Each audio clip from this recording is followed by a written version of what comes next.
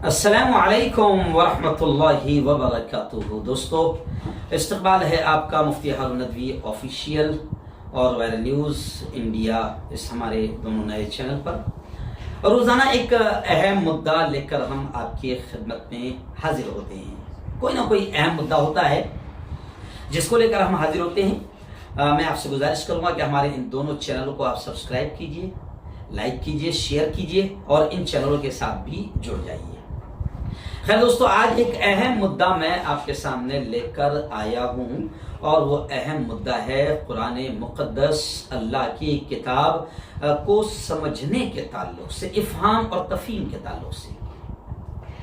دیکھیے، قرآن پاک میں اللہ رب العزت نے اس کتاب کو اتارتے وقت یہ بھی کہا، الف لام میم ذالک الکتاب لا ریب فیہ ھدی للمتقین،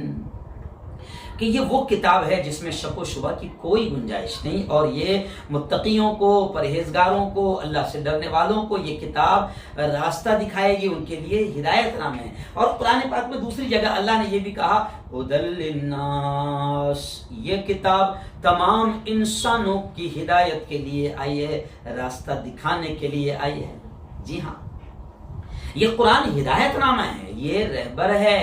یہی قرآن بتائے گا کہ حلال کیا ہے، حرام کیا ہے، جائز کیا ہے، ناجائز کیا ہے، غلط کیا ہے، صحیح کیا ہے۔ یہی قرآن بتائے گا کہ اللہ کن کاموں سے راضی ہوتا ہے، کن کاموں سے خوش ہوتا ہے، کن کاموں سے ناراض ہوتا ہے۔ یہی قرآن بتائے گا کہ جنت والے اعمال کون سے ہیں، جہنم والے اعمال کون سے ہیں۔ یہ قرآن قیامت تک آنے والے تمام انسانوں کی رہبری کرے گا۔ اور آج بھی آپ دیکھیں کہ بعض آیتیں آپ کو نظر آئے گی کہ ایسا لگے گا آپ کو کہ جیسے یہ آیت ابھی، یہ جو موجودہ حالات چل رہے ہیں، ایسا لگے گا جیسے یہ حالات ہی پر یہ آیت ابھی اتری ہے، ابھی نازل ہوئی ہے۔ اور دوستو، یہ قرآن کا معجزہ ہے،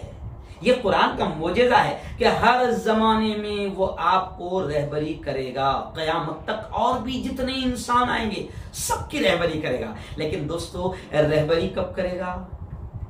جب ہم اس قرآن کو سمجھیں گے تبھی تو نا،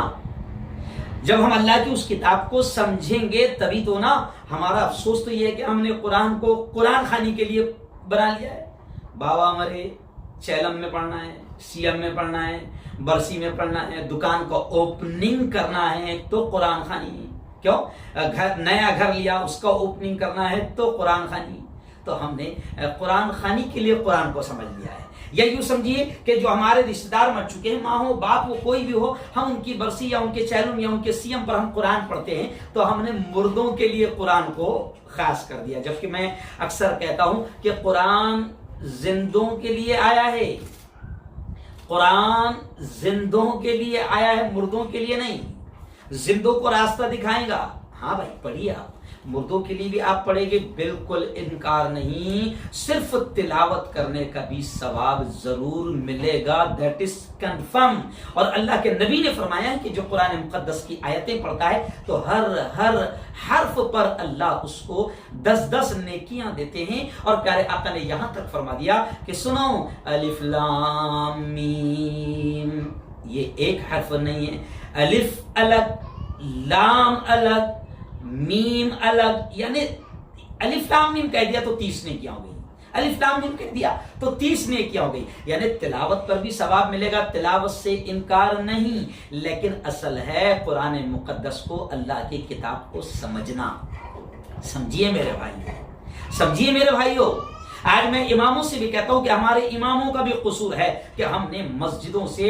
قرآن کی تفسیر کو، قرآن کی آیات کو سمجھانا یا درس تفسیر کرنا یا درس قرآن کرنا، مجھے افسوس ہوتا ہے کہ سینکڑوں ہزاروں مسجدوں میں امام قرآن پاک کی تفسیر نہیں کر پا رہے ہیں۔ یہ ہماری غلطی ہے، جبکہ امام الحمدللہ عالم بھی ہے، مفتی بھی ہے، عالم بھی ہے، مفتی بھی ہے، وہ کر سکتا ہے بہترین انداز میں تفسیر، وہ عربی کی نزاکتیں، عربی کی باریکیاں جانتا ہے، وہ تفسیر کر سکتا ہے۔ لیکن افسوس ہے کہ میں دیکھ رہا ہوں ہزاروں مسجدوں میں اللہ کی اس کتاب کو افہام و تفہیم یا اس کی تفسیر کا معاملہ نہیں ہے، کیا ہی نہیں جا رہا ہے۔ آپ دوسری دینی کتابیں پڑھو، اس سے انکار نہیں، آپ دوسری دینی کتابیں پڑھ پڑھ کر سناؤ، مسائل پڑھ کر سناؤ، انکار نہیں، لیکن اللہ کی کتاب جو ہمارے لیے مکمل ہدایت نامہ ہے، جس کو اللہ نے اسپیشلی ہدایت کے لیے بھیجا ہے، تو ہم اس کو سمجھنے کو تیار نہیں۔ دیکھیے آج اس کا نتیجہ کیا ہو گیا، میں اپنی آنکھوں سے دیکھ رہا ہوں کہ جو لوگ مفتی نہیں ہیں، جو لوگ عالم نہیں ہیں، جو لوگ مدرسوں میں کبھی پڑھے نہیں ہیں، جن کے 10-12 سال عالم و مفتیوں کی طرح مدرسے میں لگے نہیں ہیں، جو ٹیچر ہے، کوئی میتھمیٹک پڑھاتا ہے، کوئی انگلش کا ٹیچر ہے، کوئی انجینئر ہے، آج وہ اٹھا کر تفسیر کر رہے ہیں۔ کریں، دیکھیے پھر میں آپ کو سمجھا رہا ہوں کہ تفسیر کرنے سے ہم بالکل بھی منع نہیں کر رہے ہیں، بالکل بھی منع نہیں کر رہے ہیں، لیکن تفسیر وہ کریں جو اس علم کی، قرآن کی اور خاص طور سے عربی لینگویج کی وہ نزاکتیں اور باریکیاں جانتا ہو، یا جس نے اس پر 10-12-15 سال کھپایا ہو، لگایا ہو۔ دوسرا کوئی آدمی اگر پڑھنا چاہتا ہے تو وہ ترجمہ پڑھیں،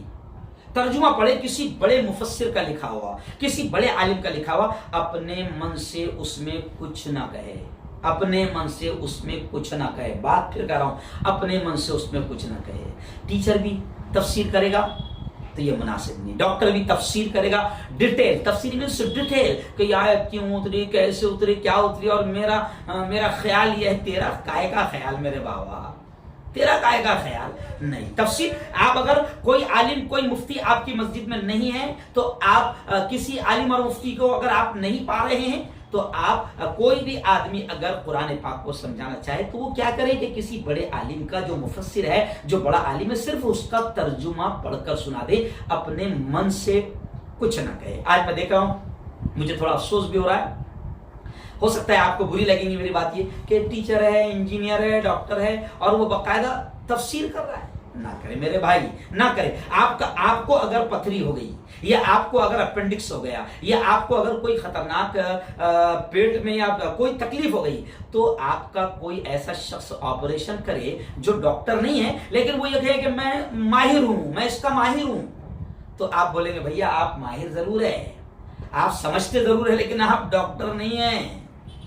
یعنی ڈاکٹر کے علاوہ آپ اپنا آپریشن کسی کے پاس کرانے کو تیار نہیں۔ تو جس نے قرآن کی نزاکتیں اور قرآن کی باریکیاں نہیں سمجھا ہے، بھلا آپ اس کی تفسیر سننے کے لیے کیسے تیار ہو رہے ہیں؟ لوگوں کو بھی چاہیے کہ اگر کوئی ایسا شخص تفسیر کر رہا ہے تو اس کو روکے، اور وہ خود بھی پڑھا لکھا آدمی ہے، اس کو خود کو بھی سمجھنا چاہیے کہ میں کوئی عالم نہیں، میں کوئی مفتی نہیں، میں کوئی عربی کی باریکیاں اور نزاکتیں نہیں جانتا، تو اگر میں کروں بھی تو صرف ترجمہ۔ اچھا خود پڑھنا میرے بھائی، تو ترجمہ پڑھ، ہم تجھے پڑھنے سے منع نہیں کر رہے، تو خود سمجھنے کی کوشش کر، لیکن سمجھانے میں گڑبڑ ہو سکتی ہے اگر اپنے من سے کچھ کہے گا، کیونکہ قرآن پاک یہ بھی کہتا ہے کہ بہت سارے لوگ ایسے ہیں جو خود بھی گمراہ ہوتے ہیں اور دوسروں کو بھی گمراہ کرتے ہیں۔ اب اگر کوئی مفتی نہیں ہے، انجینئر صاحب مسائل بیان کر رہے ہیں، انجینئر صاحب مسائل بیان کر رہے ہیں، تو میرے بھائی اگر کسی نے کوئی سوال پوچھا تو کبھی کبھی کیا ہوتا ہے، آدمی میں جاہل نہیں ہوں، تو یہ چھپانے کے لیے وہ کچھ بھی بتا دیتا ہے، وہ ڈرتا نہیں ہے اللہ سے۔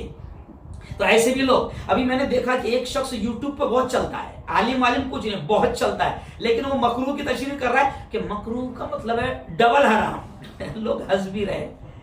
میرے بھائی ایسا مت کرو یارو، آپ انجینئر ہیں، آپ ڈاکٹر ہیں، آپ ٹیچر ہیں، آپ صرف ترجمہ کرو، آپ نہ تفسیر کرو، نہ ڈیٹیل بتاؤ، اپنے من سے اس میں کوئی چیز گھسڑو نہیں، آپ مسئلے مسائل بتاؤ۔ آپ بہت ہوشیار ہیں، میں مانتا ہوں، آپ بہت پڑھے لکھے، میں مانتا ہوں، لیکن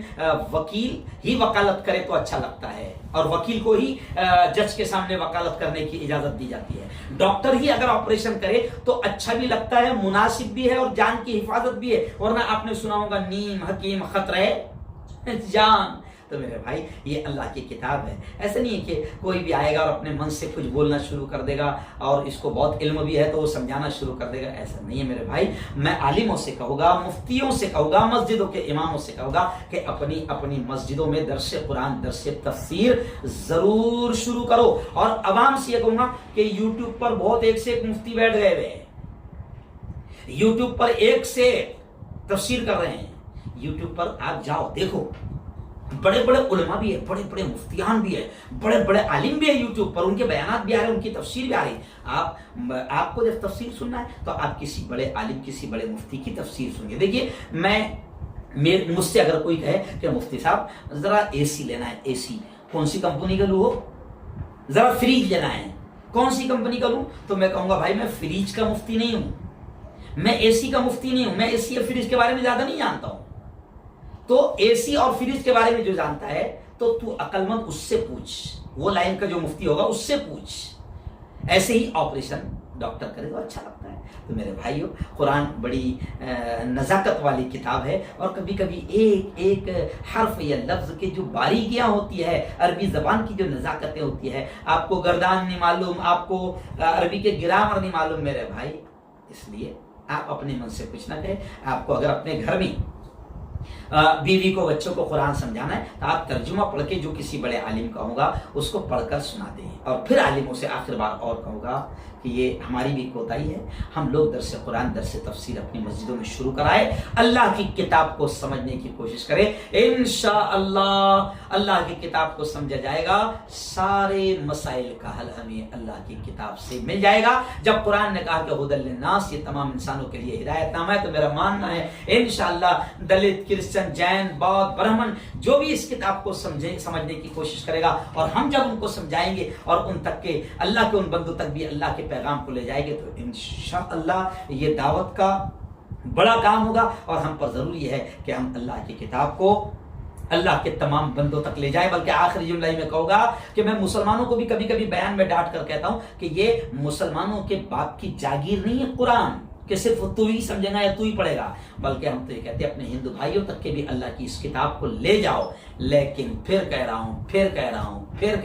کہ عام آدمی یا کوئی جو اس کی نزاکتیں نہیں جانتا ہے، وہ اپنے من سے کوئی تفصیل یا ڈیٹیل نہ کریں. مسجد میں پڑھ رہا ہو یا گھر میں پڑھ رہا ہو تو صرف ترجمہ کسی بڑے عالم کا پڑھ کر ختم کرے. میں عالموں اور مفتیوں جو عربی کی نزاکتیں جانتے ہیں، جنہوں نے مدارس میں 10 12 15 سال دیے ہیں کھپائیں، میں ان سے کہوں گا کہ اللہ کے بندوں تک کے اللہ کی اس کتاب کو تم سمجھاؤ تو سارے مسائل انشاءاللہ حل بھی ہو.